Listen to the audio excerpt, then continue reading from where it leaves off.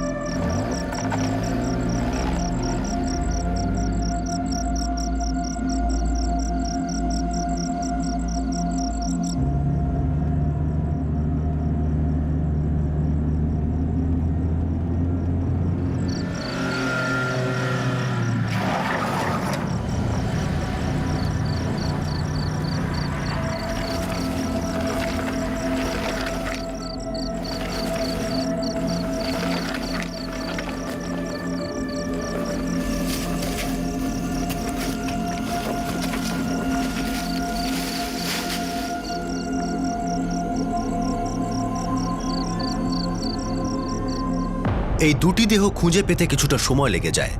দেহগুলো decompose হয়ে গিয়েছিল, পচে গিয়েছিল। বডির অবস্থা খুব খারাপ, কিন্তু এটুকু বোঝা যাচ্ছে যে ওর গলা কাটা হয়েছে। আর এইটা, আই এম সরি, এটা কোনো ট্যাটু জাতীয় কিছু নয়। কোনো ধারালো জিনিস দিয়ে এটা বানানো হয়েছে মনে হয়। সেটা ছুরিও হতে পারে। আর পুরো বডিতে অনেক জায়গায় টর্চারের চিহ্ন আছে।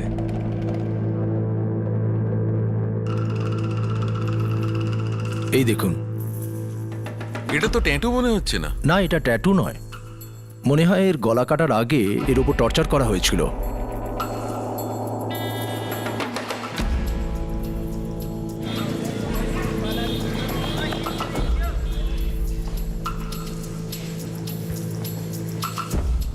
এই হলো আমার বড় ছেলে ফিরোজ রহমান, 27 বছর বয়স। আর এই হলো আমার ছোট ছেলে কাসিম রহমান, ওর বয়সই 25 বছর। কাল সন্ধেবেলা বেরিয়েছিল, এখনো বাড়ি ফেরেনি। কোথায় গেছিল? জানি না সাহেব, কোনো বন্ধুর বাড়িতে রাতের নেমন্তন্ন ছিল। কোথায় যাচ্ছিস বাবা? আবু, বন্ধুর বাড়িতে নেমন্তন্ন আছে, হয়তো ফিরতে একটু দেরি হয়ে যাবে। একটু তাড়াতাড়ি আসার চেষ্টা করি। ঠিক আছে আব্বু, আল্লাহ হাফিজ। আল্লাহ হাফেজ। আর এখনো পর্যন্ত দুজন বাড়ি ফেরেনি। ঠিক আছে, আমরা সবকটা পুলিশ স্টেশনে এই ছবিটা পাঠিয়ে দিচ্ছি। এতে একটু টাইম লাগবে। সাহেব একটু তাড়াতাড়ি দেখবেন। ফিরোজ রহমান আর কাসিম রহমান যখন বাড়ি এলো না, তখন পরের দিন মিসিং কমপ্লেন করা হলো। তাদের দেহ 3 দিন পরে খুবই খারাপ অবস্থায় পাওয়া যায়, যাদের চেনা পর্যন্ত যাচ্ছিল না। দুটি শবদেহেই যন্ত্রণা দেবার প্রচুর চিহ্ন ছিল। ধারালো কোনো অস্ত্র দিয়ে তাদের হাতে ক্ষমা প্রার্থনা করার কথা লেখা হয়েছিল, আই এম সরি। কারা সেই লোক, আর তারা এদের খুন কেন করেছিল, এসব প্রশ্নের উত্তর পাওয়া যাচ্ছিল না।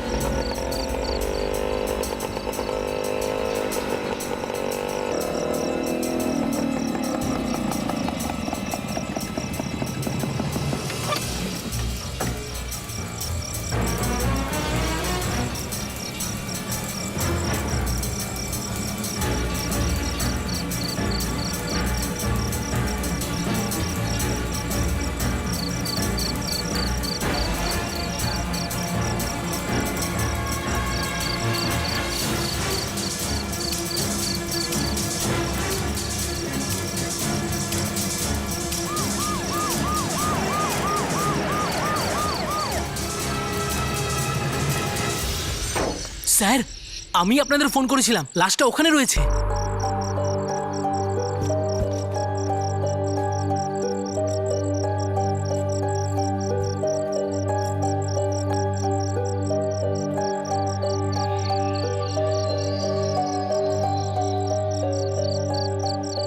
আগে স্যার আমি অত জোর দিয়ে বলতে পারবো না, কিন্তু গাড়িটা ওখানে এসেই দাঁড়িয়েছিল। কারের ভেতরে কে ছিল? সেটা আমি ঠিক করে দেখতে পারিনি স্যার, কারণ গাড়িতে কালো কাঁচ লাগানো ছিল। স্যার, লাশকে শনাক্ত করার মতো কিছুই পেলাম না। গলাটা কাটা আছে, শরীরে আঘাতের অনেক চিহ্ন রয়েছে, মনে হচ্ছে কিছু দিয়ে মারা হয়েছে। হাতে ক্ষমা করার কথা লেখাও আছে।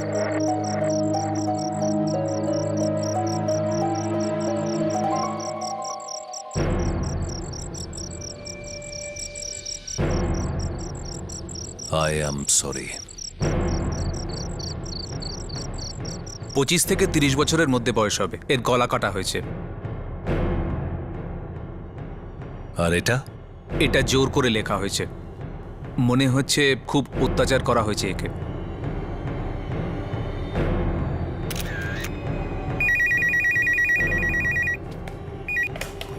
হ্যালো, সাব ইন্সপেক্টর ভূপেশ কাটপাল বলছি।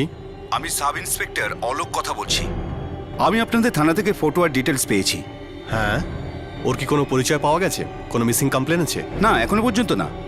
বডিটা কি আপনারা রাত 11:30 নাগাদ পেয়েছিলেন? হ্যাঁ। আমরা 12:30 নাগাদ কিমলপুর থেকে একটা ফোন পেয়েছিলাম।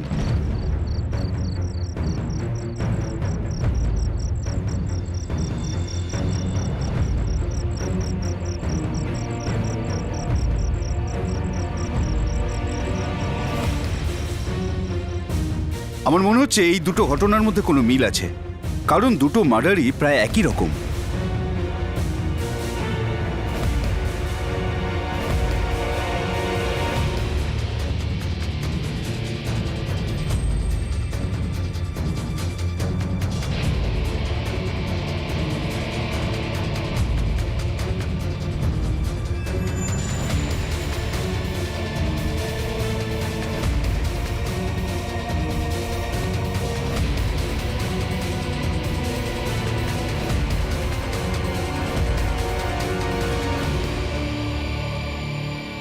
Excuse me. ইয়েস ইন্সপেক্টর, দুজনের মধ্যে খুব মিল আছে। দুজনকেই মারার আগে খুব টর্চার করা হয়েছে। দুজনের হাতেই বাঁধার চিহ্ন রয়েছে। দুজনের হাতে আই অ্যাম সরি লেখা আছে। আর দুজনেরই মৃত্যু সন্ধে 6টা থেকে 8টার মধ্যে হয়েছে। কোনো পাগল মানে কোনো সাইকোর কাজ হতে পারে।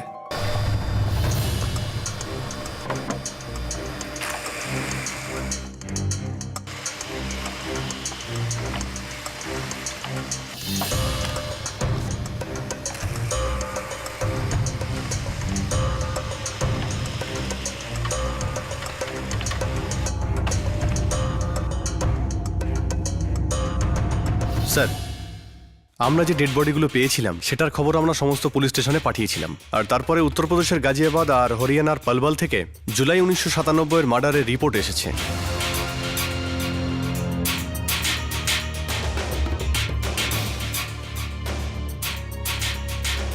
হাতের মধ্যে কোনো শার্প অবজেক্ট, ছুরি বা চাকু দিয়ে লেখা রয়েছে আই এম সরি।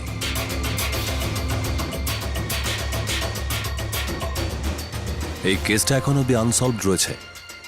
কোথাও এটা কোনো সিরিয়াল কিলারের কাজ নয় তো? স্যার, ওয়ার্চিপুরের আর সিমাকপুরের ডেড বডির ফটোগ্রাফ পাবলিশ করে দিয়েছি। হতে পারে কেউ এদেরকে চিনতে পেরে সামনে আসে। I am sorry. মনে হয় খুন হওয়া ব্যক্তিদের কোনো কারণের জন্য ক্ষমা চাওয়ানো হয়েছিল। মনে হচ্ছিল যেন কোনো সিরিয়াল কিলার নিজের শিকার খুঁজতে প্রকাশ্যে ঘুরে বেড়াচ্ছিল। কয়েক বছর আগের কেসটাও সলভ করা যায়নি। এই কেসের পরিণতিও কি তাই হবে?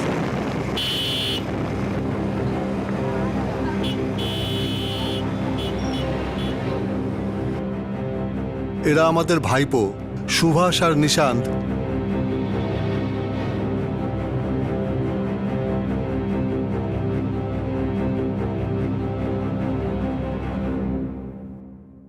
সুভাষ সুভাষ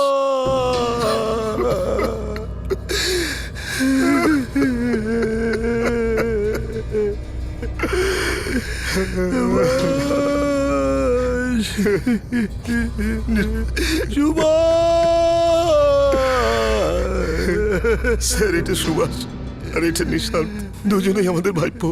এ আমার বড় দাদা অমরনাথ মিশ্রের ছেলে।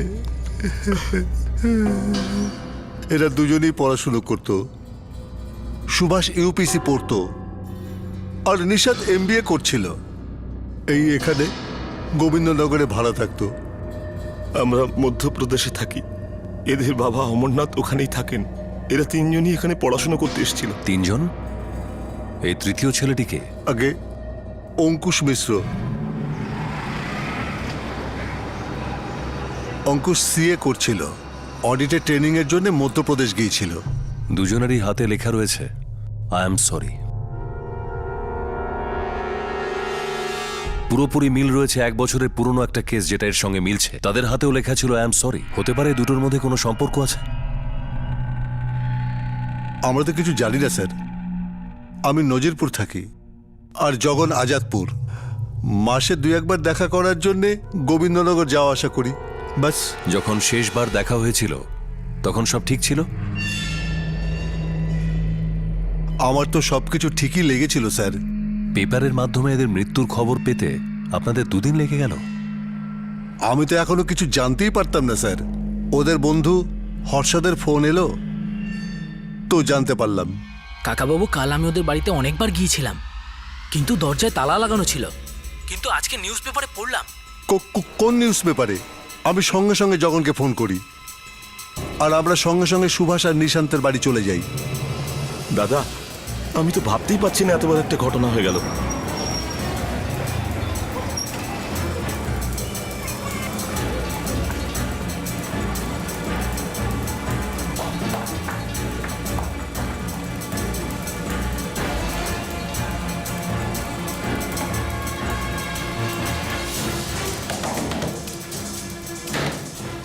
আরে কাকু।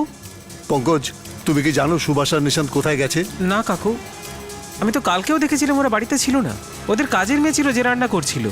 আমি তো নিজেই ভাবছিলাম যে ওরা গেল কোথায়। নিউজ পেপারে পড়লাম তো আবার বিশ্বাসই হলো না। এই সুভাষ আর নিশান্তের মৃত্যুর ব্যাপারে।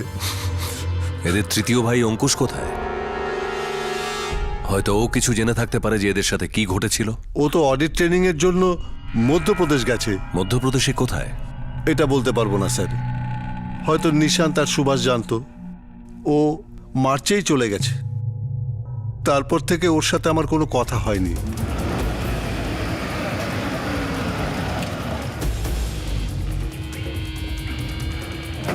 আসুন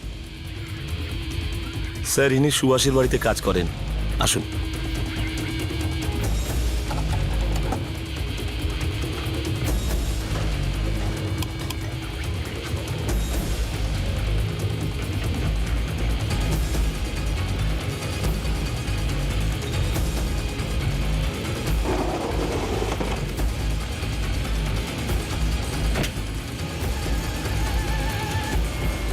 না স্যার, নিশান্ত বা সুভাষ ওদের দুজনের মধ্যে কেউই আমাকে এরকম কিছু বলেনি যে ওরা কারোর থেকে ভয় পাচ্ছে। স্যার, সব জায়গায় দেখলাম, সেরকম কিছু চোখে পড়লো না। সুভাষ আর নিশান্তের সাথে আপনাদের শেষ দেখা কবে হয়েছিল? আগে 3রা মেতে। 5ই মে ওরা মারা গেছে, তার মানে মৃত্যুর 2 দিন আগে। হ্যাঁ, আমি ওর সঙ্গে দেখা করতে আসছিলাম, কিন্তু সুভাষের সঙ্গে আমার রাস্তায় দেখা হয়ে গেল।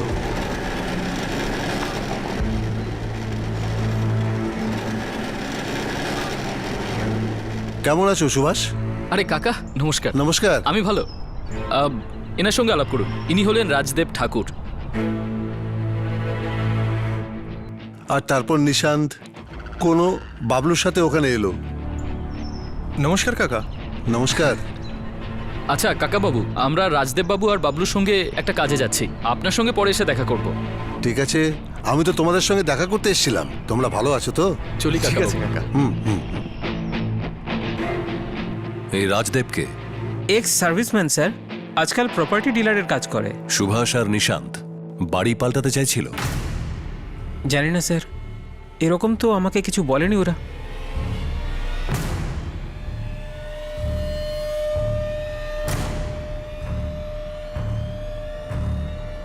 রাজদেব ঠাকুর, যাকে সুভাষ আর নিশান্তের সঙ্গে দেখা গিয়েছিল, যার সঙ্গে বাবলু নামের এক ব্যক্তিও ছিল, ওনার সঙ্গে সুভাষ আর নিশান্তের কিসের প্রয়োজন ছিল? উনি কি এই দুজনের খুনের ব্যাপারে কিছু জানতেন?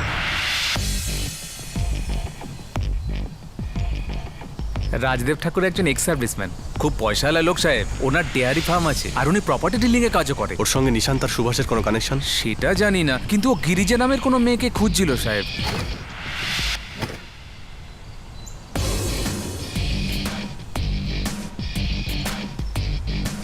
খুঁজছে মানে? গোবিন্দনগর পুলিশ স্টেশনে ও একটা মিসিং কমপ্লেন ফাইল করেছিল।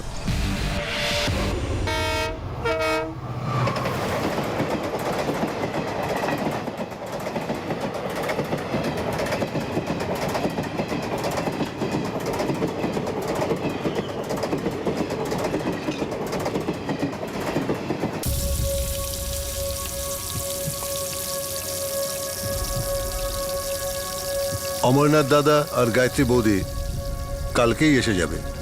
সুভাষ আর নিশান্ত নেই, এ খবর আমি ওদের কি করে দেব?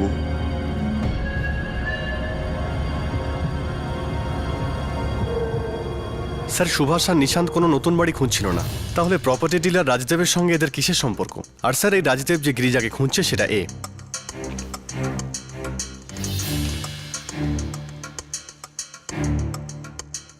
আই এম সরি, এই দুটো হত্যা এবং আগের বছরে দুটো হত্যার মধ্যে কোনো কানেকশন নেই তো?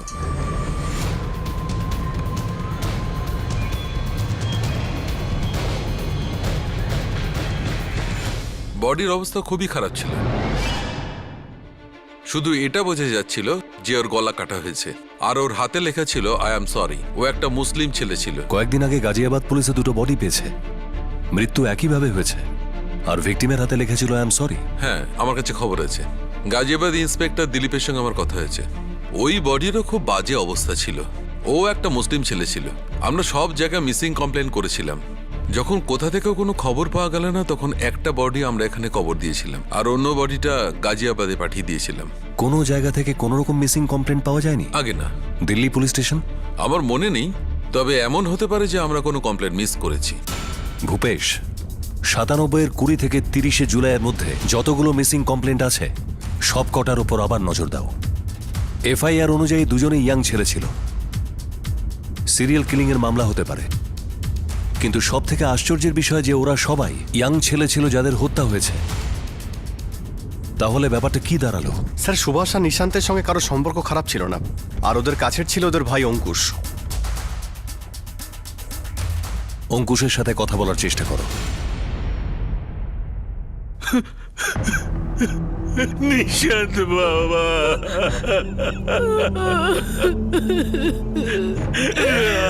আমার ছেলে, আমাদের ছেলে কোথায় ছিলি বাবা? সুভাষ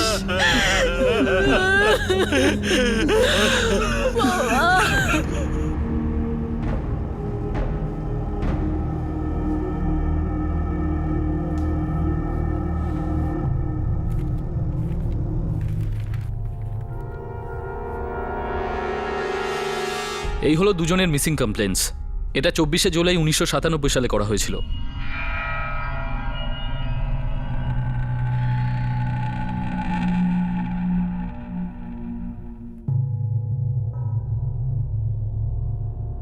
দুজন ভাই আর মুসলমান, মানে এরা দুজন ওরা নয় তো যাদের বডি 1 বছর আগে হরিয়ানার পালওয়াল আর ইউপির গাজিয়াবাদে পাওয়া গেছিল? আর স্যার, এই দুটো কেস এখনো আনসলভড।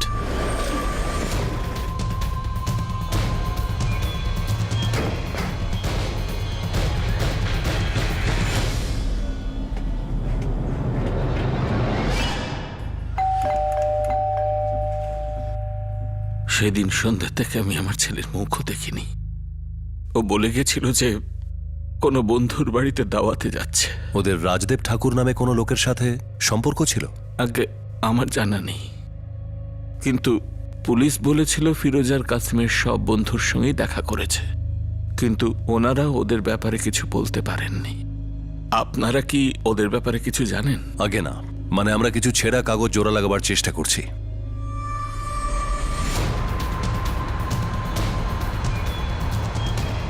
স্যার, রাজদেব ঠাকুর এখন গোবিন্দনগরে।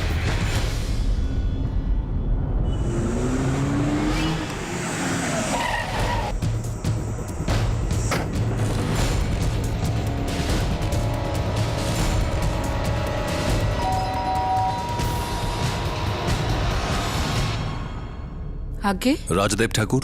আগে ও তো বোধহয় অফিসে আছে কিংবা ডেয়ারিতে। ওনার কাছে মোবাইল আছে? আগে হ্যাঁ আছে।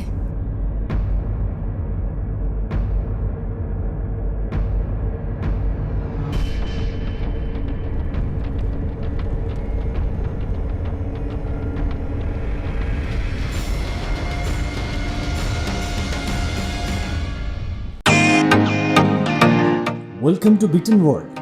How may I assist you? নতুন ফ্ল্যাটের জন্য একটা স্ট্যান্ড ফ্যান আর কুলার নেব। এই পচা গরম থেকে একটু স্বস্তি চাই। বাজার চলতে সব ব্র্যান্ড তো আর ভরসাযোগ্য নয়। তার জন্য তো আমাদের ফ্যান আছে, all purpose bullet table fan, ceiling fan. আমাদের সিলিং ফ্যান কিন্তু 30 মাসের ওয়ারেন্টি সহ পাওয়া যায়। আছে ফারাটা 2 বছরের ওয়ারেন্টি, 17 থেকে 20 মিটার এয়ার ফ্লো। মধ্যবিত্তের সাধ্যের মধ্যে একমাত্র ভরসাযোগ্য ব্র্যান্ড বিটেন। আমাদের কুলারের কিন্তু অনেক range, 45 litres, 50 litres, 70 litres, 90 litres, 110 litres. Honeycomb সহযোগে বিটেনের সব কুলারের ওয়ারেন্টি 1 বছর। চেনা হাওয়ায় অচেনা অনুভূতির জন্য একমাত্র আদর্শ বিটেন। গরমে স্বস্তি পেতে বিটেনের ফ্যান হোক বা কুলার, আজই আনুন বাড়িতে। Biten, digitally yours.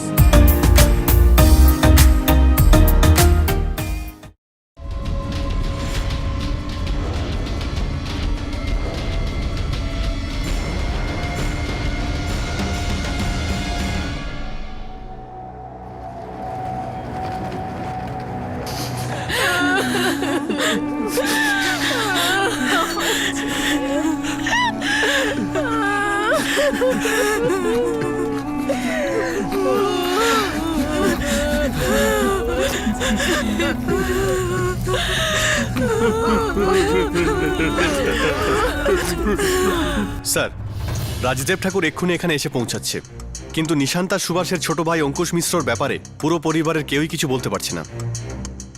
আমার পুরো বিশ্বাস যে এই অঙ্কুশ মিশ্রর সাথে এই কেসটার কোনো সম্পর্ক আছে, না হলে এটা কি করে হতে পারে? এই অঙ্কুশ মিশ্র অডিট ট্রেনিং এর জন্য মধ্যপ্রদেশে গেল, আর ওর মা বাবা এই মধ্যপ্রদেশেই থাকে। ওরা এই ব্যাপারে কিচ্ছু জানে না। আজব ব্যাপার।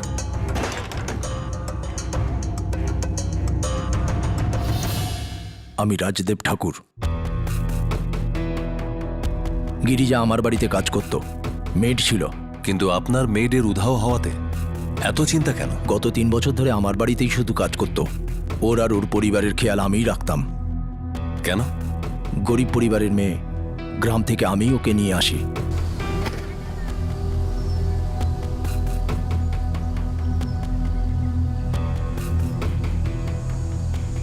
এই মেয়েটা কে? সাহেব, ওর নাম গিরিজা। ওর বাবা আপনার খেতে কাজ করত, যেটা আপনি বিক্রি করে দিয়েছেন।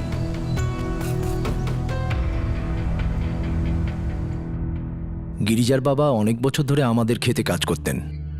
1994 উনি মারা যান। 95 আমি যখন ক্ষেত বিক্রি করতে গেলাম, জানতে পারলাম ওদের পরিবারের অবস্থা খুবই খারাপ। কি করব সাহেব, জবে থেকে উনি চলে গেছেন, আমাদের খাওয়া পড়ারই অসুবিধে। গিরিজা আর আমি ছোটখাটো কাজ করে সংসার চালাই। তারপর গিরিজার পরে আমার আর 2টো মেয়ে আছে, একজন অশ্বিনী আর রজনী। জানি, খুব ভালো লোক ছিলেন আপনার স্বামী। দেখুন, আপনি যদি চান আমি আপনাকে সাহায্য করতে পারি। দিল্লিতে আমার বিজনেস আছে, যেখানে কাজের জন্য প্রচুর লোকের দরকার হয়। গিরিজাকে ওখানে নিয়ে যাচ্ছি। ও কি কাজ করবে ওখানে, আর নিজের জীবনটাও একটু সাজাতে পারবে, আর আপনাকে টাকাও পাঠাতে থাকবে। গিরিজা। হ্যাঁ মা। মা, তুই দিল্লি গিয়ে কাজ করবি?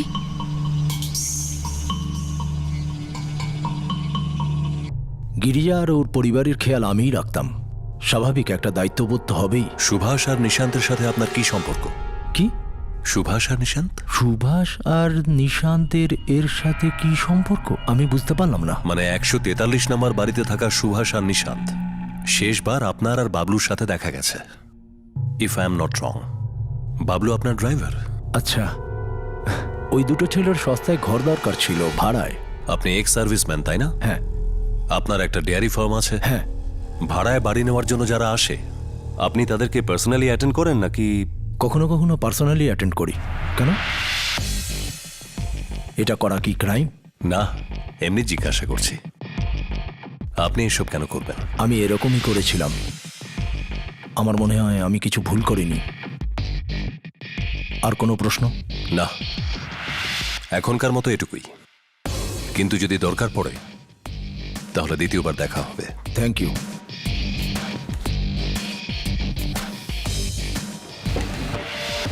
আমার সম্পূর্ণ বিশ্বাস যে গিরিজার সঙ্গে এর কোনো সম্পর্ক আছেই। ওর এভাবে উধাও হয়ে যাওয়া কোনো কাকতালীয় ব্যাপার নয়। স্যার, গিরিজা মার্চ থেকে নিখোঁজ। আর মার্চ থেকেই সুভাষ আর নিশান্তের ছোট ভাই অঙ্কুশ কোথায় চলে গেছে, আর তারপর থেকে ওর কোনো খবরই নেই। এটা এমন একটা ঘটনা যেখানে অন্য ঘটনাগুলো একসাথে অটোমেটিক্যালি জুড়তে থাকবে। সবচেয়ে আগে আমাদের অঙ্কুশ মিশ্র আর গিরিজাকে খোঁজ করতে হবে। হয়তো এটা একটা আন্দাজ ছিল, হয়তো এটা একটা অন্ধকারে তীর ছোড়া ছিল, কিন্তু এখন এটাই একমাত্র চাবি ছিল যা দিয়ে এই রহস্যের সিন্ধুক খুলবে বলে মনে হচ্ছিল। সত্যি কি এই অপরাধের সত্যতা সামনে আসবে?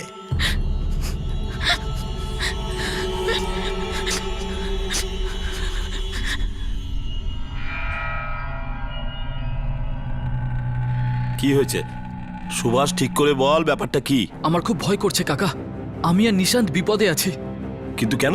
কাকা, ওই ওই আমাদের যে সূর্য আছে না, আমি ওর সঙ্গে দেখা করার চেষ্টা করেছিলাম, কিন্তু দেখা করতে পারিনি। আর জানতে পেরেছি গত দুদিনও বাড়িতে ফেরেনি। আমার খুব ভয় করছে কাকা। তা এতে তোর ভয় পাওয়ার কারণটা কি? আর সুরজ এরকম কি করেছে? কাকা, আপনাকে আসলে আমি মিথ্যে বলেছিলাম। আমরা জানি অঙ্কুশ কোথায় আছে। এইসব কি করে হলো? অঙ্কুশ কোথায়? আমরা তো সেটাও জানি না।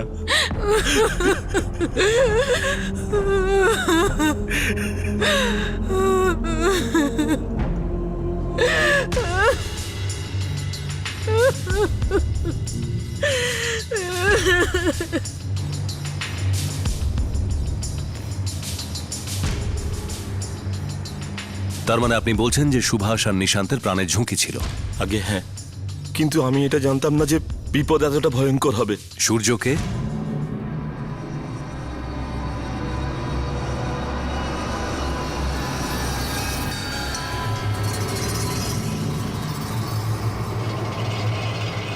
অঙ্কুশের খুব প্রিয় বন্ধু ছিল। এখন কোথায় আছে? এখন কোথায় সেটা আমি জানি না, কিন্তু 1 মাস ধরে ওর নিখোঁজ ছিল, আর ওর ঘরে তালা লাগানো।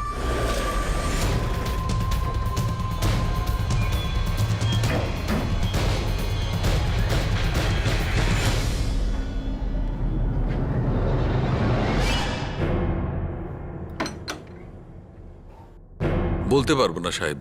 ওই সুরজ একটা স্টুডেন্ট ছিল, আগে রাতের বেলা ঠিক টাইমে চলে আসতো, কিন্তু গত কদিন ধরে দেখিইনি। হয়তো বাড়িতেই আসেনি।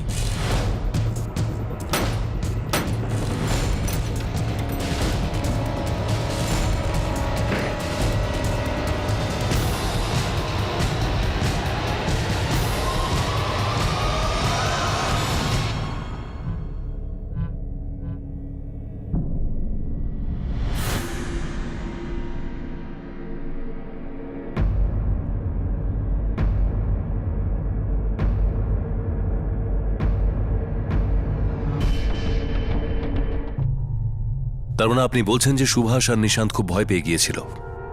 মানে কোন বিষয়টা নিয়ে এত ভীত ছিল ওরা? স্যার, ওরা এই জন্য ভয় পাচ্ছিল কেননা ওদের মনে হচ্ছিল সুরজের সাথে কিছু একটা হয়ে গেছে। ওদের মনে হয়েছিল সুরজকে মেরে ফেলা হয়েছে।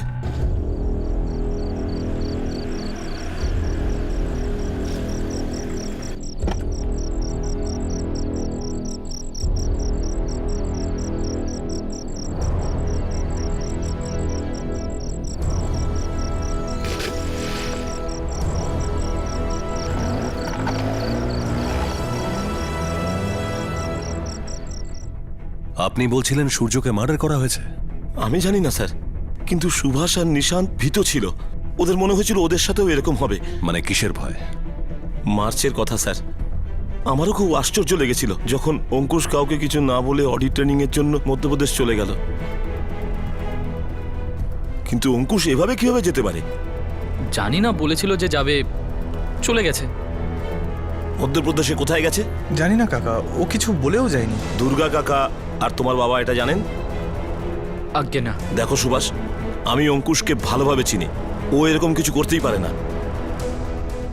তোমরা নিশ্চয়ই কিছু লুকাচ্ছ। না তো স্যার, সুভাষ আর নিশাদ মিথ্যে কথা বলেছিল। মানে ওরা আগে থেকে জানতো যে অঙ্কুশ কোথায় গেছে আর কেন গেছে? আসলে কাকা আমরা আপনাকে মিথ্যে বলেছিলাম। কোথায় অঙ্কুশ? ও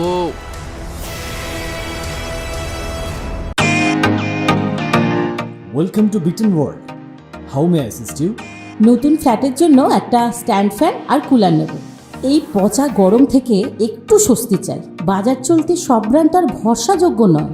তার জন্য তো আমাদের ফ্যান আছে, all purpose bullet table fan, ceiling fan. আমাদের সিলিং ফ্যান কিন্তু 30 মাসের ওয়ারেন্টি সহ পাওয়া যায়। আছে ফারাটা 2 বছরের ওয়ারেন্টি, 17 থেকে 20 মিটার এয়ার ফ্লো। মধ্যবিত্তের সাধ্যের মধ্যে একমাত্র ভরসাযোগ্য ব্র্যান্ড বিটেন।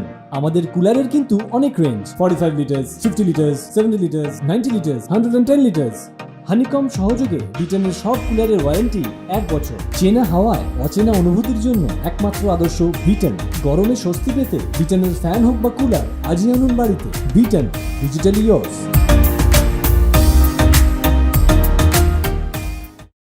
আসলে কাকা আমরা আপনাকে মিথ্যে বলেছিলাম।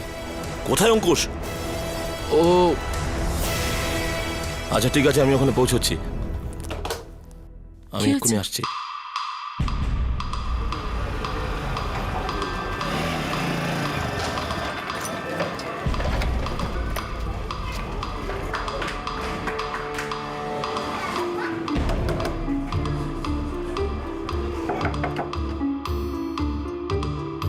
আসলে কাকা ওই অঙ্কুশ কোনো ট্রেনিংয়ের জন্য যায়নি, বরং মধ্যপ্রদেশে পালিয়ে গেছে।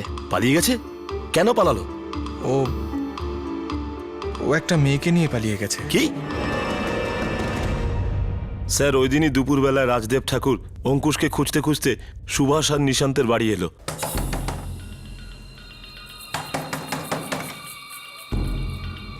অঙ্কুশ কোথায়? আমি জানি না।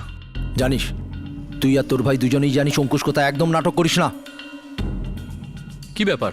আমি জানি অঙ্কুশ ভোপালে আছে, শেষ সুযোগ দিচ্ছি। দেখ, বলে দে ও ভোপালে কোথায় আছে।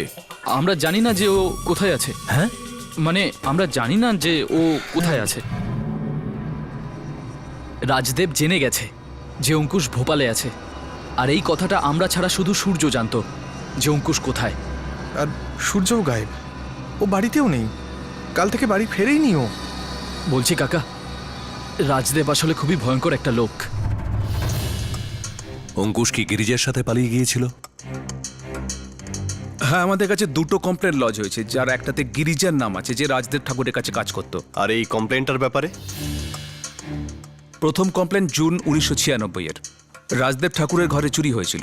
গিরিজা পালিয়ে গিয়েছিল, কিন্তু রাজদেব ঠাকুর ওকে ধরে আনে। দ্বিতীয় কমপ্লেনটা রেপের, জুলাই 1996-এর। রাজদেব ঠাকুরের উপর গিরিজা অভিযোগ আনে। আর আপনি কমপ্লেনের কপিটা আমাকে পাঠাবেন? স্যার, আমি তো এটা জানি না যে অঙ্কুশ গিরিজার সাথে পালিয়েছে কিনা। হ্যাঁ, সুভাষ কিন্তু এটা আমাকে বলেছে যে রাজদেব ঠাকুর ওরা নিশান্তের পিছনে পড়ে আছে। স্যার, যে দুটো কমপ্লেন করা হয়েছিল তার মধ্যে গিরিজার সম্পর্কে রাজদেব চুরির অভিযোগ করেছিল, আর আরেকটাতে গিরিজা রাজদেবের উপরে সেক্সুয়াল হ্যারাসমেন্ট আর রেপের অভিযোগ করেছিল।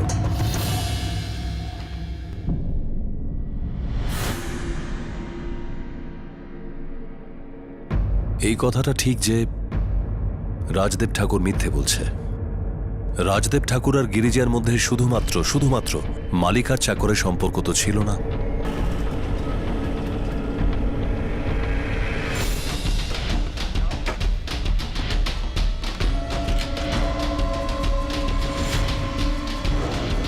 সাহেব, এই গিরিজা মায়ের কাছে যায়নি, মানে অঙ্কুশের সাথে ভোপালে গেছে।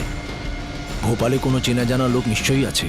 টাকার চিন্তা করিস না, যে কোনো মূল্যে গিরিজাকে খুঁজে বের করতেই হবে।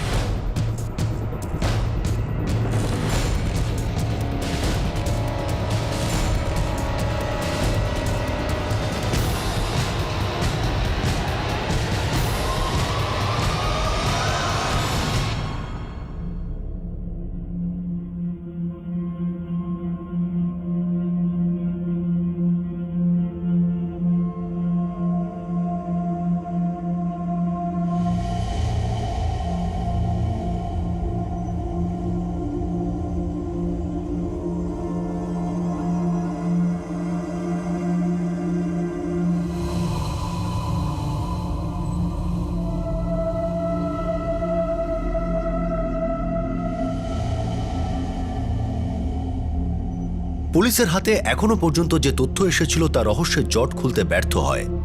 কিন্তু এই জটিলতা আসলে কি ছিল? এই খুনের পিছনে কি রাজদেবের হাত ছিল? উনি কেন এত ব্যস্ত হয়ে গিরিজাকে খুঁজে বেড়াচ্ছিলেন? রাজদেবের স্ত্রী তরুণা কি গিরিজার ব্যাপারে কিছু জানতো? সুভাষ আর নিশান্তের মৃত্যুর কারণ কি রাজদেবের গ্রামের বাসিন্দা গিরিজা ছিল?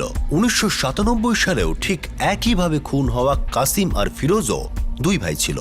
অঙ্কুশের বন্ধু সূর্যকেও হয়তো খুন করা হয়েছিল, কিন্তু কে আর কেন তাকে খুন করেছিল? আর অঙ্কুশ, পুলিশ জানতে পারে যে সে ভোপালে ছিল, কিন্তু সে কি এখনো ওখানেই ছিল? ওরও কি প্রাণ সংশয় ছিল? I am sorry. কেন এই লোকগুলোকে তাদের ভুলের জন্য ক্ষমা চাওয়ানো হচ্ছিল? 1997 জুলাইতে হওয়া ওই দুটো খুন আর 1998 মেতে হওয়া এই দুটো খুনের মধ্যে কি সম্পর্ক ছিল? আরও কি কাউকে খুন করা হয়েছিল যেগুলো সামনে আসা বাকি ছিল? যেই তার উপর নজর পড়ে, মনের গোপন ইচ্ছেগুলো উঁকি দিতে শুরু করে। তাকে আপন করে পেতে, তাকে নিজের হাতে ছুঁতে মন আর তর্স হয়েছিল না, একটা জেদ চেপে বসে। কিন্তু তার না বলা, প্রত্যাখ্যান করা মনে বড় ব্যথা দেয়, বুকে কাঁটার মতো বিঁধতে থাকে। বুকে ভয় ধরানো এই কেসের দ্বিতীয় তথা শেষ ভাগ আমরা আপনাদের দেখাবো আগামী দিন, আগামী পর্বে। আপনাদের সাথে আবার দেখা হবে ক্রাইম পেট্রোল 10 থেকে। ততক্ষণ নিজের খেয়াল রাখবেন, সুরক্ষিত থাকবেন, আর সবচেয়ে জরুরি, সতর্ক থেকে একজন ভালো নাগরিকের দায়িত্ব পালন করুন। জয় হিন্দ।